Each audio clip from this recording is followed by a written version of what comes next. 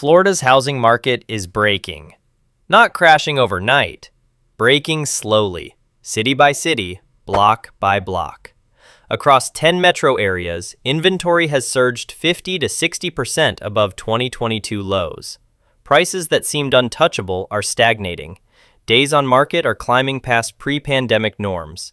And yet the marketing machine keeps churning. Sunshine, growth, opportunity.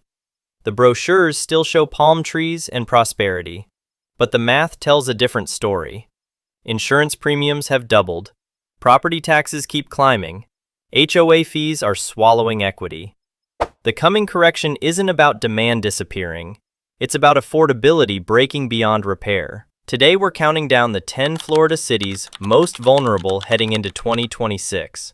From early warning signs to full-blown epicenters. If you're watching the market, subscribe now. And tell us in the comments where you're watching from. We start our countdown in Ocala, a city that promised affordable Florida living when coastal prices spiraled out of reach. Nestled in Marion County, surrounded by horse farms and springs, Ocala became the unlikely beneficiary of the pandemic migration wave. Retirees and remote workers flooded in, chasing lower costs and open space while maintaining access to Florida's tax advantages. Median home prices surged over 60% between 2020 and 2023, a staggering run for a market that had spent decades as a quiet alternative to flashier destinations. But wages? They climbed less than 20% over that same window. The gap between what homes cost and what people actually earn has become unsustainable. First-time buyers stretched to their limits are now watching their thin margins evaporate under pressure from every direction. Property taxes rose as assessments caught up to inflated sale prices. Insurance premiums followed the statewide surge. Days on market have crept above pre-boom levels for the first time in years, with listings sitting 3 and 4 weeks where they once disappeared in days. Ocala isn't collapsing. Not yet. The cracks are visible, but still manageable. What makes it a warning is how quickly the math stopped working for ordinary buyers who thought they'd found the last affordable corner of the Sunshine State. The stress signals are early here. But what comes next shows how fast things can accelerate. Heading east toward the coast, Palm Bay tells a different story, one shaped by the Space Coast's expansion and the spillover demand it created. When SpaceX and Blue Origin revitalized Florida's aerospace corridor, the ripple effects spread through every surrounding community. Aerospace jobs and tech investment made this stretch of Brevard County feel like the next frontier.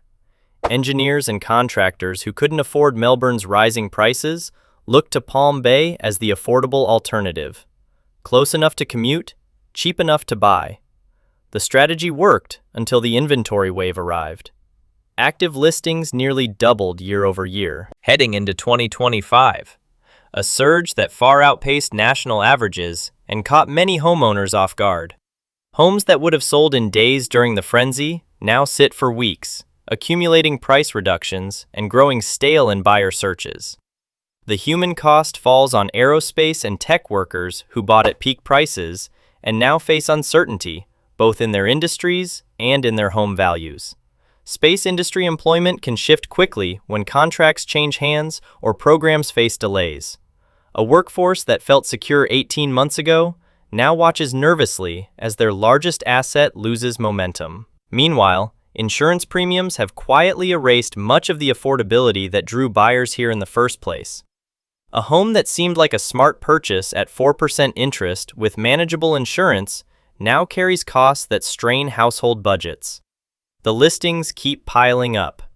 Palm Bay is slowing in ways that feel familiar to anyone watching pandemic boomtowns deflate. But the next city reveals what happens when oversupply becomes structural. Port St. Lucie became a symbol of Florida's building boom. New construction rising from cleared land, marketed to young families as the last affordable slice of the Treasure Coast. Developers saw the migration numbers and responded with ambition. Building permits surged over 40% during the peak years. Master-planned communities broke ground faster than buyers could absorb them. The promise was compelling. Brand new homes, modern amenities, good schools, and prices below the coastal premiums that locked families out of Jupiter and Stewart. For a moment, the promise held. Now the consequences are visible from any main road. Multiple unfinished projects listed simultaneously, model homes sitting empty, builders offering incentives that would have been unthinkable 2 years ago, rate buy-downs, closing cost credits, upgrades thrown in to close deals that aren't closing on their own, buyers are backing out of. Contracts, forfeiting deposits rather than completing purchases on homes they fear will be worth less at closing than the day they signed. Price reductions have become routine, appearing on listings within weeks of going active. Median prices have slipped below recent peaks, and the trajectory points downward with few signs of stabilization. This is where warning signs turn structural. When builders overestimate demand and inventory accumulates faster than the market can absorb, the correction doesn't stay contained to one neighborhood or one builder's portfolio. It spreads through comps, through appraisals, through lending decisions that ripple across the entire market.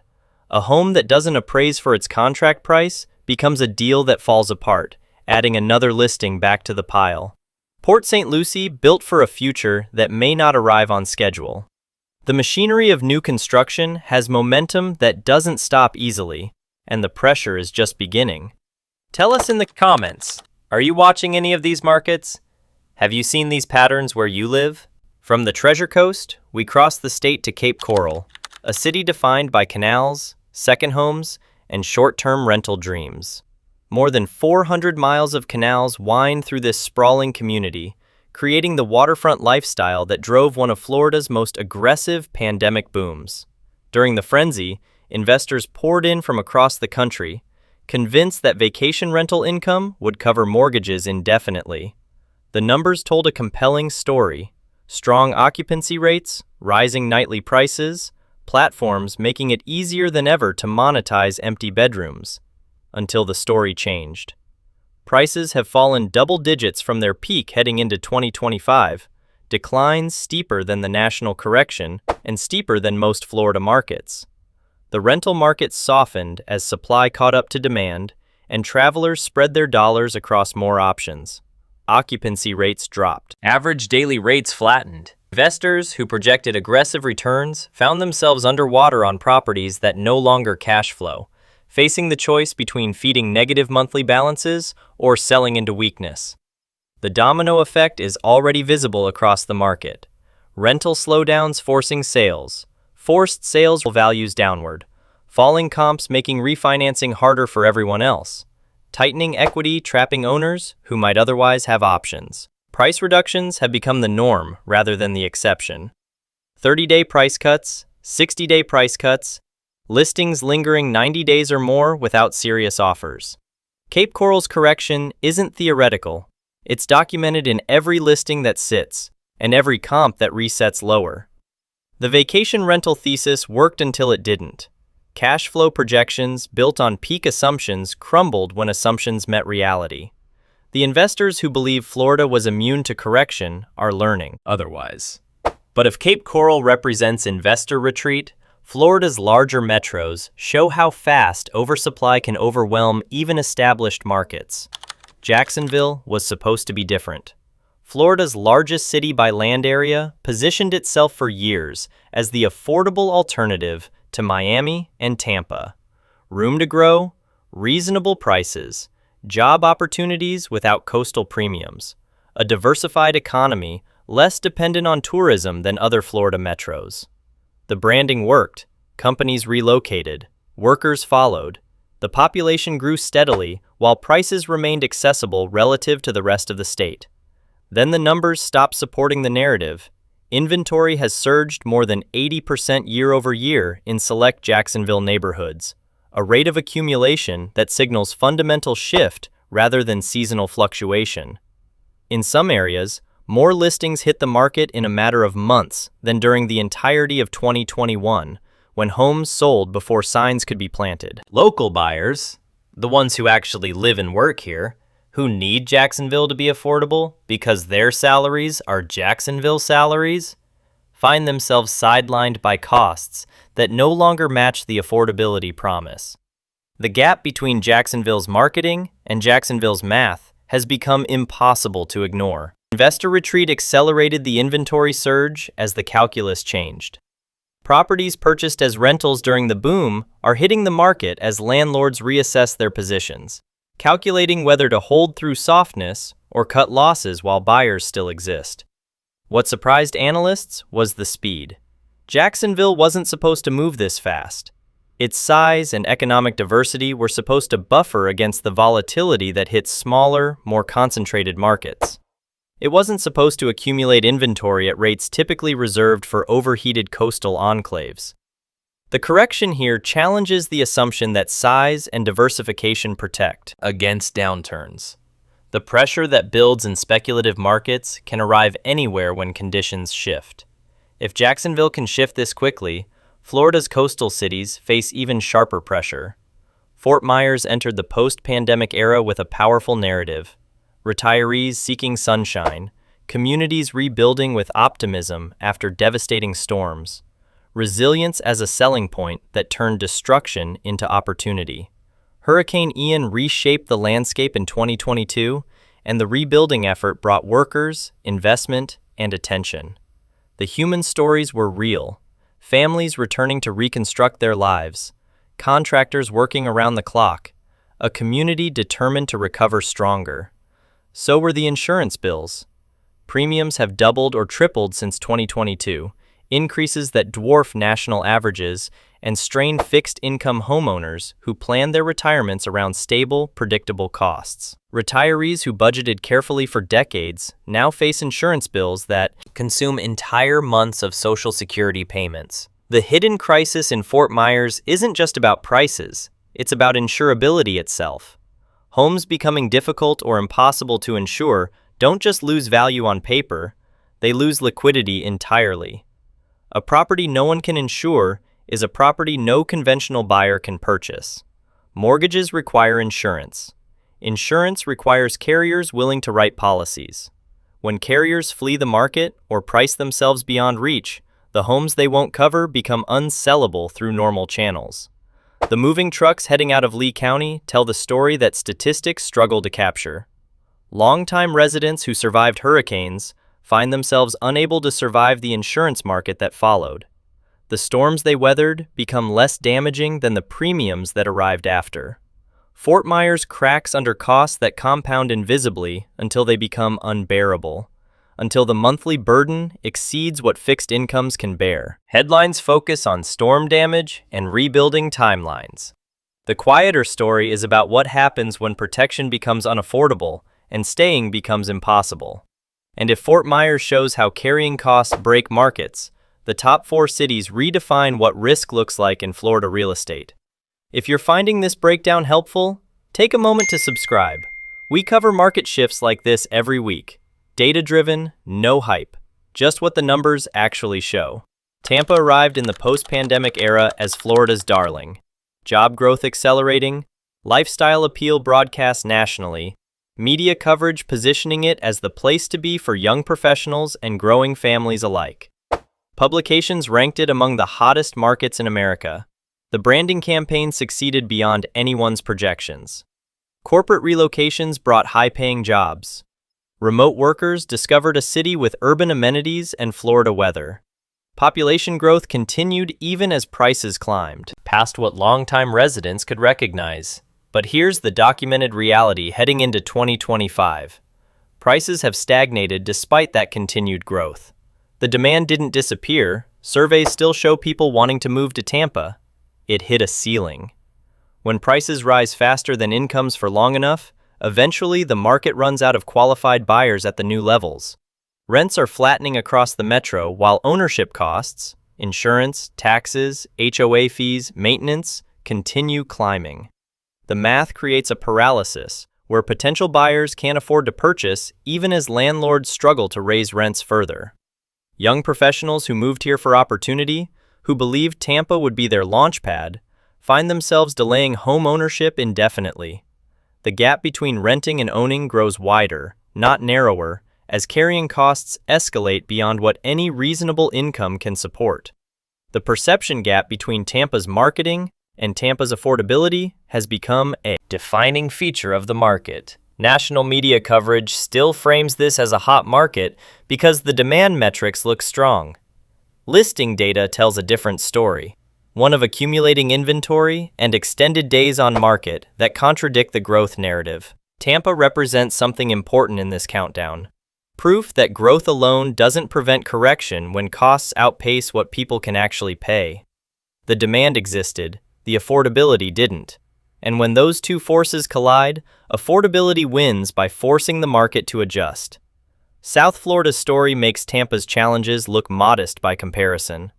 Orlando has long been flagged as volatile, a market driven by tourism, migration waves, and investor confidence that could evaporate as quickly as it formed.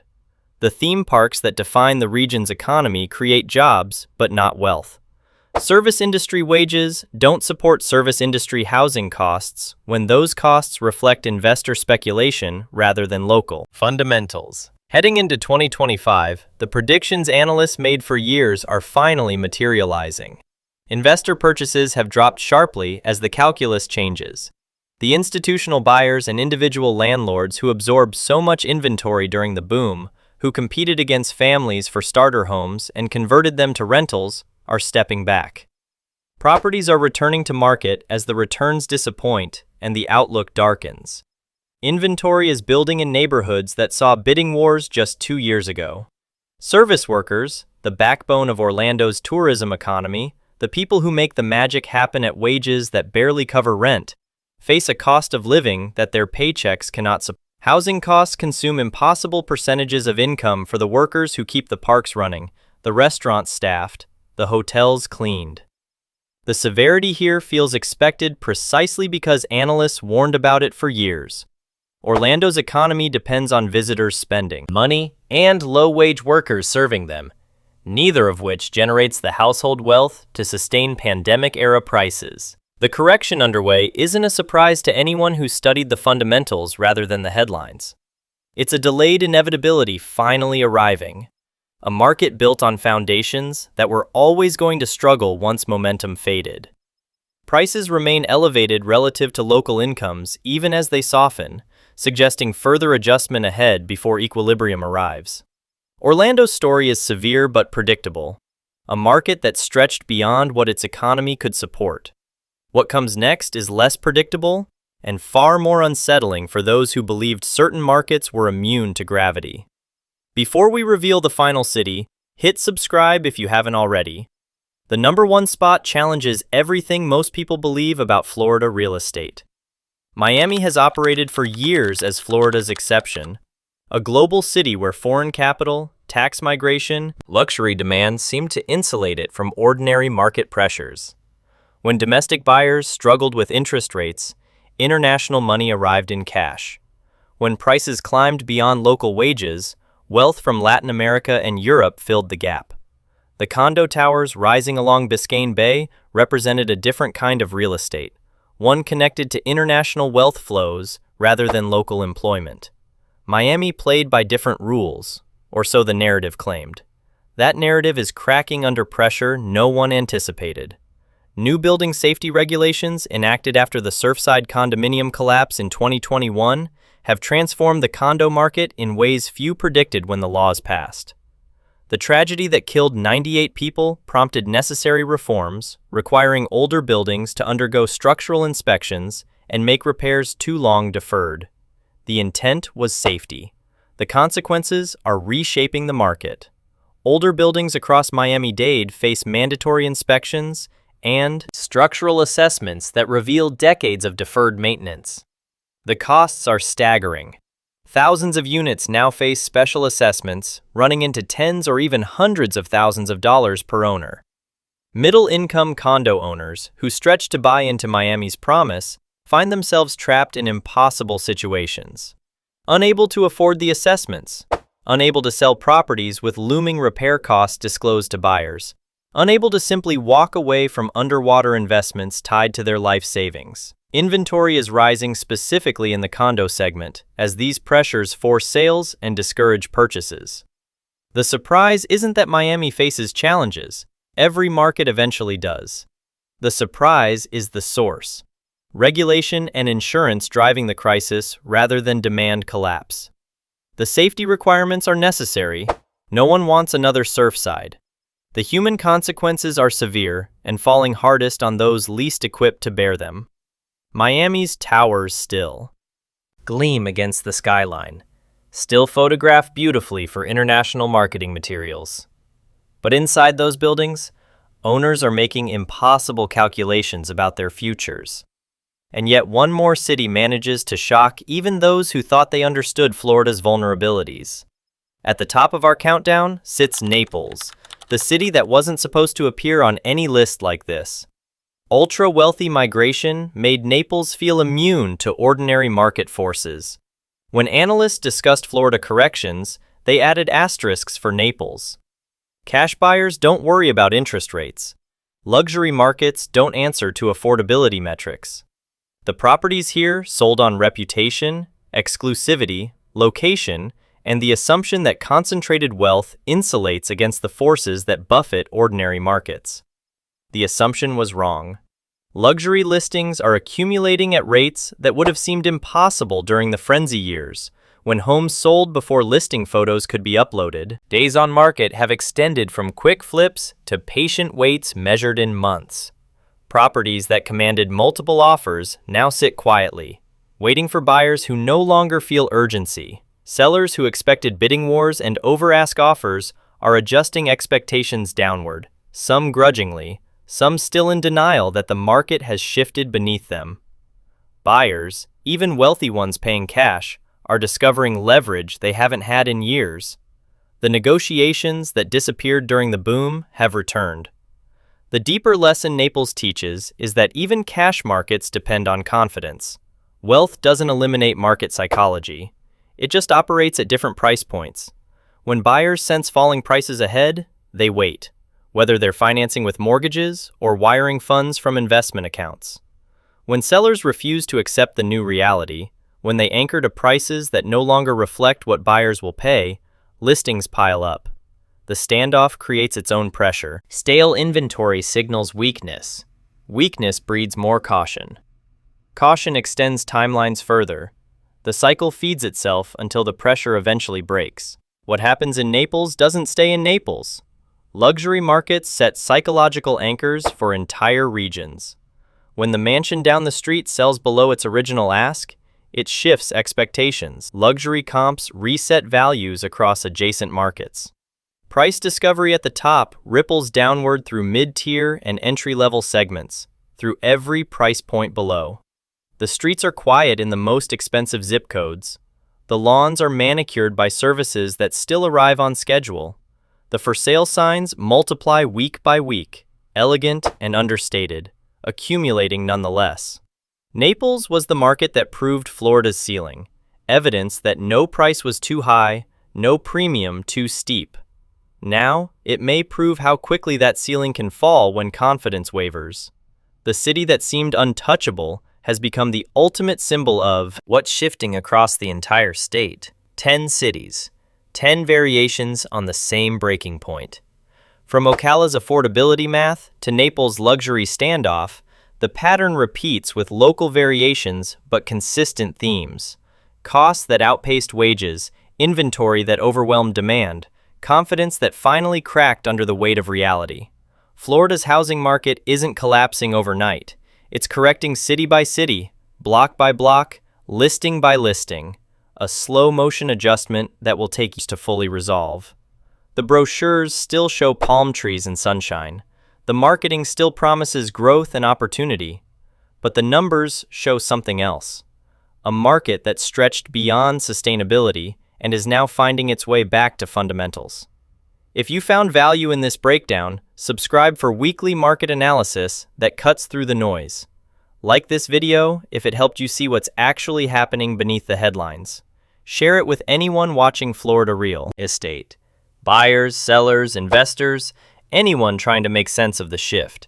And let us know in the comments which city surprised you most. The dream isn't dead, but the math is finally catching up. And that changes everything for anyone buying, selling, or holding in the Sunshine State.